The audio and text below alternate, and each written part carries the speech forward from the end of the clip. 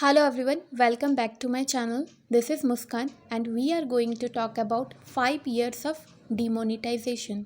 देश से 50 दिन मांगे हैं, 50 दिन। कोई मेरी कमी रह जाए, आप जिस चौराहे में मुझे खड़ा करेंगे, मैं खड़ा होकर के देश जो सजा करेगा वो सजा भुगतने के लिए तैयार।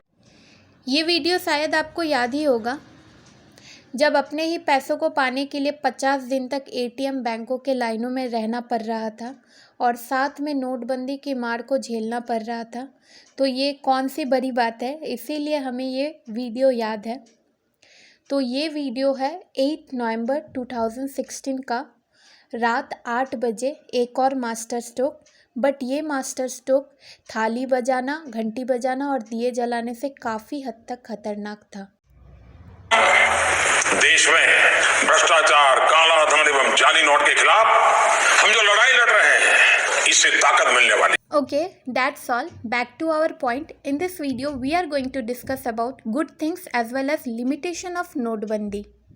तो इस वीडियो में हम डिस्कस करने वाले हैं डिमोनेटाइजेशन के पीछे, मतलब नोटबंदी के पीछे जो कारण बताया गया था वो कारण फुलफिल हुआ कि नहीं, और हम फैक्ट्स पे बात करेंगे कि वर्ल्ड इंडेक्स क्या कहता है। जो एक रिपोर्ट कार्ड निकाला गया था डिमोनेटाइजेशन के पीछे कि black money, fake currency, nano chip, 2000 के नोट के पीछे टेरर फंडिंग करेंसी और डिजिटल सुधार हुआ कि नहीं, और साथ में वर्ल्ड इंडेक्स क्या कहता है 2016 और 2020 और 21 के डेटा के अनुसार जीडीपी वगैरह, ये सब भी हम देखेंगे। तो ये वीडियो को लास्ट तक देखें, और अगर आपने मेरा चैनल सब्सक्राइब नहीं किया तो अब भी जल्दी चैनल सब्सक्राइब कीजिए और बेल आइकन।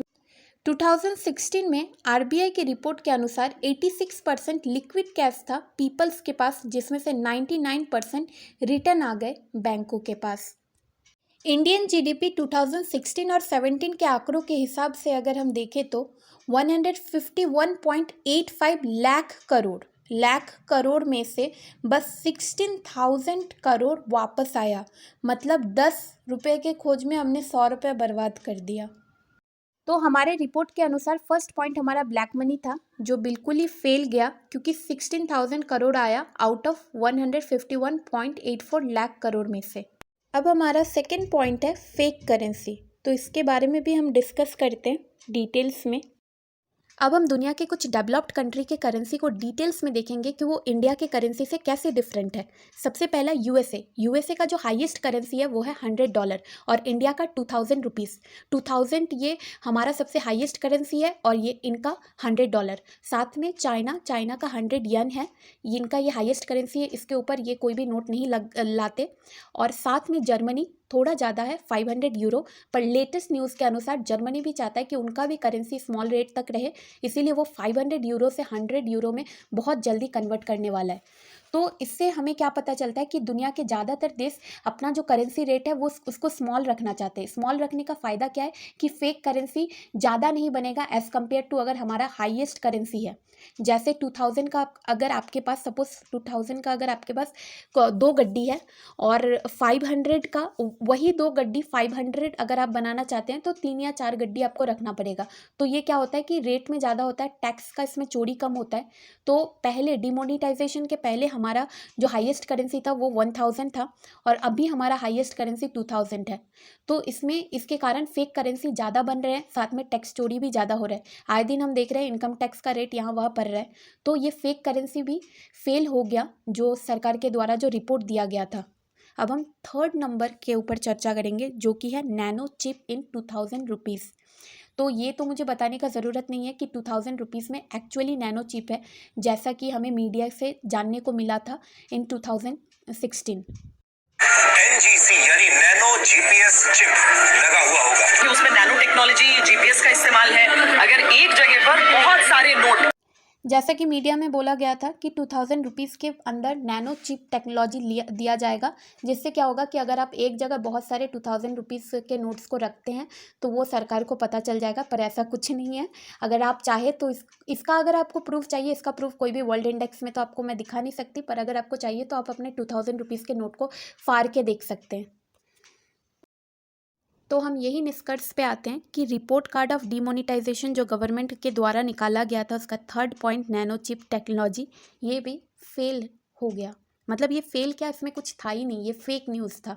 और सबसे बड़ा बात है कि ये नेशनल टेलीविज़न में दिखाया गया था। तो हमारा लास्ट और आखिरी पॉइंट है terror funding, report card of demonetisation में। और टेरर फंडिंग एक रिपोर्ट के अनुसार, सर्वे के अनुसार 2016 के बाद टेरर अटैक इंडिया में और ज़्यादा हुआ है। एग्जाम्पल के तौर पे आप पुलवामा अटैक और भी कुछ स्लीपर सेल्स अटैक्स भी हुए हैं।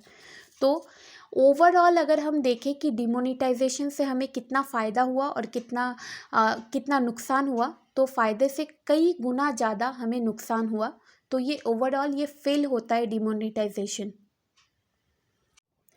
तो ओवरऑल अगर हम देखें डिमोनिटाइजेशन मतलब नोटबंदी अपने आप में एक फेल साबित हुआ, क्योंकि ये ब्लैक मनी को भी इंडिया में वापस नहीं ला पाया, 0.1% जैसा ला पाया, जो कि इंडियन जीडीपी में नेग्लिजिबल है अकॉर्डिंग टू आरबीआई रिपोर्ट। साथ में फेक करेंसी में भी कोई भी गिरावट नहीं आ रहा है, बांग्लादेश पाकिस्तान वाले अभी भी फेक करेंसी भेज रहे हैं।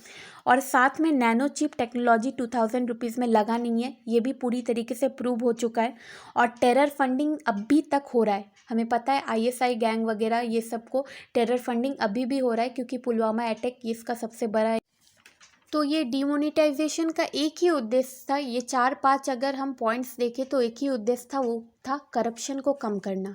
और करप्शन कम नहीं बल्कि बढ़ा है, क्योंकि वर्ल्ड करप्शन इंडेक्स के अनुसार 2016 में इंडिया 79 रैंक पे था और वो 2020 में गिर के 86 रैंक पे आ गया। मतलब करप्शन और ज़्यादा बढ़ा है इंडिया में एज़ कम्पेयर टू 2016 से 2020 के रिपोर्ट के अनुसार।